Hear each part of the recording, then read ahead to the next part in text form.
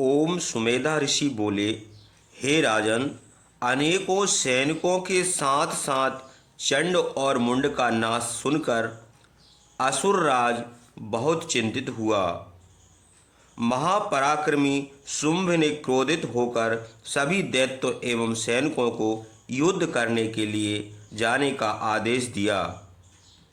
उसने आज्ञा दी कि आज सभी अस्त्रों से सुसज्जित सेना के साथ 86 दैत्य सेनापति तथा कंबू कुल के 84 महायोद्धा अपने अपने सैनिकों को साथ लेकर जाएं तथा कोटि वीर्य नामक असुरों के 50-50 समूह तथा धूम्र कुल के 100-100 समूह देवी से लड़ने के लिए हमारी आज्ञा से शीघ्र जाएं। और कालवंशी, दौर्हाद्रवंशी, मरायवंशी और कालका से उत्पन्न हुए सभी राक्षसगण हमारी आज्ञा से युद्ध के लिए सुसज्जित होकर जल्दी जाएं। इस प्रकार सबको आज्ञा देकर उन सभी का स्वामी शुंभ स्वयं भी बहुत बड़ी सेना को साथ लेकर युद्ध के लिए निकला। शुंभ के भयंकर सैनिकों को देखकर चंडिका देवी ने अपने धनुष की टंकारों से आकाश एवं पृथ्वी के बीच के भाग को गुंजायमान कर दिया। हे नृप, उसके बाद सिंह बड़े जोर से दहाड़ने लगा और देवी ने उस गर्जन को अपने घंटे की आवाज से और भी बढ़ा दिया। धनुष प्रत्यंचा की टंकार, सिंह का गर्जन तथा घंटे की ध्वनियों प्रतिध्वनियों से संपूर्ण दिशाएं गूंज उठीं। देवी ने भयंकर नादों के बाद अपना मुख और भी बढ़ा लिया और इस प्रकार देवी ने मानो अपने आप को विजेता घोषित कर दिया। उन भयंकर गर्जनाओं को सुनकर क्रोध युक्त दैत्य सैनिकों ने देवी को चारों ओर से घेर लिया। हे राजन, उस समय देवताओं के शत्रु असुरों के विनाश के लिए तथा देवताओं के कल्याण के लिए अत्यंत बल शक्ति संपन्न देव शक्तियाँ देवी के पास पहुँचीं। ब्रह्मा, विष्णु, शिव, कार्तिक तथा इंद्र आदि देवों की शक्तियाँ उनके शरीर से निकलकर अपने अखंड रूप में चंडिका देवी के शरीर में पहुँच गईं। जिस देवता का जैसा रूप, जैसी वेशभूषा और वाहन था, उस देवता के शरीर से निकली शक्ति वही सब कुछ ग्रहण करके असुरों के साथ युद्ध करने के लिए आ गईं। सर्वप्रथम हंस वाले विमान पर सवार यज्ञोपीति और कमंडल से शोभित ब्राह्मणी कहलाने वाली ब्रह्मा की शक्ति आकर उपस्थित हुई।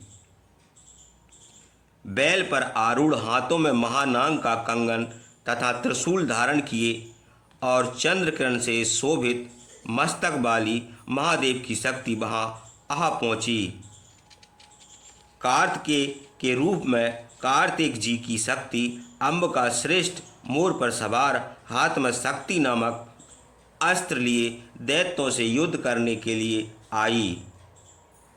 इसी प्रकार श्री विष्णु की शक्ति गरुड़ पर बैठी हुई शंख, चक्र, गदा, धनुष और खड्ग हाथ में लिए आई। सुंदर यज्ञ में 12 रूप धारण करने वाली विष्णु की शक्ति भी 12 ही रूप बनाकर आई और नरसिंह जी की शक्ति नरसिंह का रूप बनाकर रणभूमि में आई, जो अपनी केसर गर्दन के बाल से आकाश में नक्षत्रों को अलग करती थी। इसी तरह हाथ में वज्र लिए ऐरावत हाथी पर सवार इंद्र की शक्ति भी उस रणभूमि में आ पहुंची। इसके बाद उन देव शक्तियों के साथ महादेव जी भी वहां आकर चंडिका से बोले कि इन असुरों को शीघ्र मारकर मुझे तृप्त करो। इसके बाद चंडिका देवी के शरीर से बहुत भयानक स्वभाव वाली हजारों स्यारनियाँ की तरह बोलती हुई एक शक्ति प्रकट हुई। वह अपराजिता धूम्रवर्ण जटाधारी महादेवी से बोली कि हे भगवान, आप मेरी ओर से दूत बनकर शुंभ और निशंभ के पास जाइए।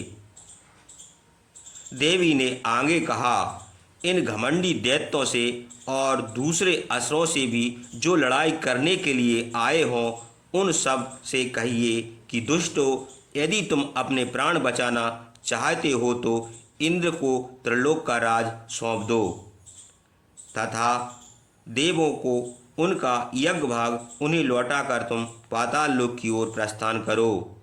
इसी में तुम्हारा कल्याण है। यदि बल के घमंड से तुम लोग युद्ध करना चाहते हो तो आओ, मेरे योगनिया तथा देवीगण श्रृंगाली कुक्कुरादि तुम सबके मांस से तृप्त हों। उस देवी द्वारा साक्षात शिवजी ही दूत कार्य में नियुक्त किए थे, अतः वह शिवदूती नाम से इस लोक में प्रसिद्ध हुई। वे महादैत्य भी श्री शिवजी के मुंह से देवी के वचनों को सुनकर क्रोध से भरे हुए वहां गए जहां कात्यायनी थी। उसके बाद वे उदयदंड महादैत्य तेज में आकर पहले ही देवी के ऊपर बाण शक्ति और रिष्टि आदि अस्त्रों की वर्षा करने लगे। तब देवी ने भी खेल ही खेल में धनुष की टंकार तथा धनुष द्वारा छोड़े हुए बड़े बड़े बाणों से दैत्यों के चलाए हुए शूल शक्ति और फरसों को काट डाला। उसके बाद काली देवी के ललाट से उत्पन्न शक्ति त्रिशूल से दैत्यों को चीरती फाड़ती तथा एक अस्त्र विशेष से मार मार कर पृथ्वी पर लिटाती हुई दैत्यों के बीच घूमने लगी। ब्राह्मणी भी जिस जिस ओर दौड़ती थी उस ओर अपने कमंडल का जल छिड़क कर उन देवताओं के शत्रु दैत्यों को निस्तेज बलहीन तथा पराक्रमहीन करती जाती थी। श्री शिव की शक्ति महेश्वरी ने त्रिशूल से, विष्णु की शक्ति वैष्णवी ने चक्र से और अत्यंत क्रोध से भरी हुई कार्तिकी की शक्ति कौमारी ने शक्ति से दैत्यों का संहार किया। इंद्र शक्ति ऐन्द्री के वज्र प्रहार से विदीर्ण शरीर होकर सैकड़ों दैत्य दानव खून की धारा बहाते हुए पृथ्वी पर लेट गए। बारहाई शक्ति ने कितनों को अपने थूतन की मार से ध्वस्त कर दिया। बारहाई के दांतों के अग्रभाग की चोट से विदीर्ण वक्ष स्थल होकर तथा चक्र से विदीर्ण शरीर होकर सैकड़ों दैत्य दानव खून की धारा बहाते हुए धराशायी हो गए। नरसिंगी शक्ति नारसिंगी भी अपने नखों से नाखूनों से दैत्यों को फाड़ती खाती और अपनी सिंह गरजना से दसों दिशाएं तथा आकाश को गुंजाती रण क्षेत्र में घूमने लगी। बहुतेरे दैत्य देवी के भयंकर अष्टहास से पृथ्वी पर गिर पड़े। उन्हें देवी शिवदूती उसी समय खा गई। इस प्रकार मातृगण ब्राह्मणी, वैष्णवी, रौद्री, कौमारी, शिवदूती, ऐन्द्री, नारसिंगी और बारहाई को क्रोध तथा अनेक प्रकार से दैत्यों को नष्ट करते देखकर दैत्य सैनिक भागने लगे। मातृगण से पीड़ित दैत्यों को युद्ध से भागते हुए देखकर रक्तबीज नामक महादैत्य युद्ध करने के लिए मातृगण के सामने आया। उस रक्तबीज के शरीर से जब जब खून की बूंद पृथ्वी पर गिरती थी तब तब उसी के समान शक्तिशाली एक महादैत्य वहां पर प्रकट हो जाता था। वह महाअसुर रक्तबीज हाथ में गदा लेकर इंद्र शक्ति से लड़ने लगा। युद्ध के दौरान ही देवी ने उस पर अपने वज्र से प्रहार किया।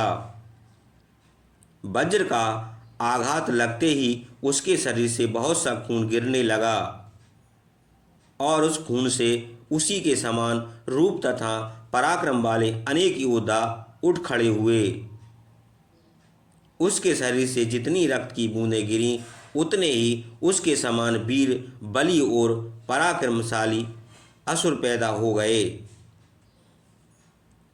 रक्त बीज के रक्त से पैदा हुए उन दैत्यों पुरुषों ने भी अत्यंत भयंकर अस्त्र शस्त्रों का प्रहार करते हुए मातृगणों के साथ भीषण युद्ध किया। फिर वज्र के प्रहार से जब उस रक्त बीज का सिर फटा और रक्त बहने लगा, तब उसमें से हजारों असुर पैदा हुए। उस युद्ध में वैष्णवी विष्णु की शक्ति ने रक्त बीज को चक्र से मारा और ऐन्द्र शक्ति ने उस दैत्य सेनापति रक्त बीज को गदा से मारा।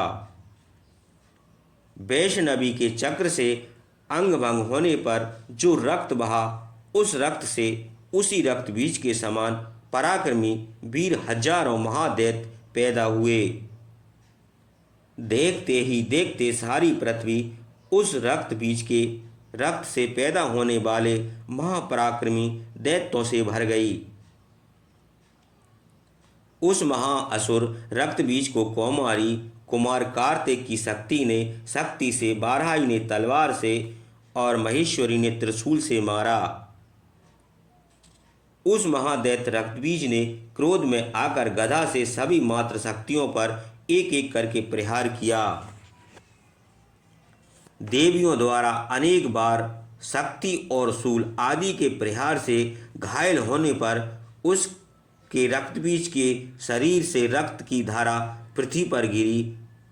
उससे भी सैकड़ों अनेक महाशक्तिशाली असुर उत्पन्न हुए। उस महादैत्य रक्त बीज के रक्त से उत्पन्न दैत्यों से सारा संसार भर गया और यह देखकर देवता लोग अत्यंत ही भयभीत हो गए। देवताओं को दुखी देखकर चंडिका ने काली से कहा, हे चामुंडे, तुम अपना मुख फैलाओ और मेरे शस्त्र प्रहार से गिरती हुई रक्त बूंदों को तथा रक्त बूंदों से पैदा होने वाले महादैत्यों को जल्दी से जल्दी पीती खाती जाओ।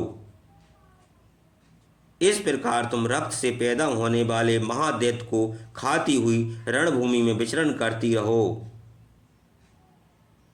ऐसा करने से यह दैत्य रक्त बीज रक्तहीन होकर मर जाएगा। तुम जब इन भयंकर दैत्यों को खा जाओगी तो फिर भूमि पर रक्त बूंदें न गिरने के कारण दूसरे असुर पैदा नहीं हो सकेंगे। इस प्रकार काली को आदेश दे चंडिका ने शूल से रक्त बीज को मारा। काली ने अपने मुख से उसका रक्त ऊपर ही ऊपर पी लिया।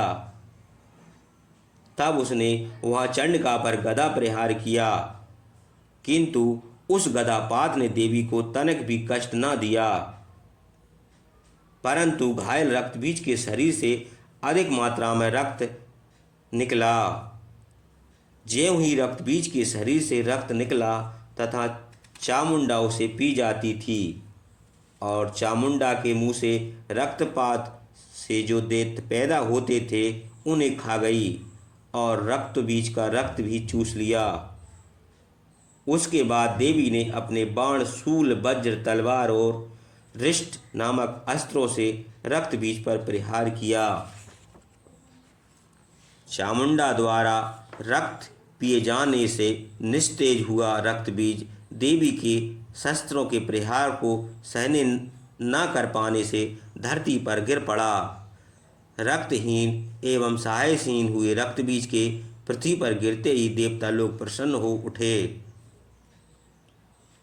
इधर रक्त बीज असुर के शरीर से निकले रक्त का पान करने के बाद उस उद्धत से हुए मातृगण भी नृत्य करने लगीं। इस प्रकार महादैत्य महाअसुर रक्त बीज मारा गया।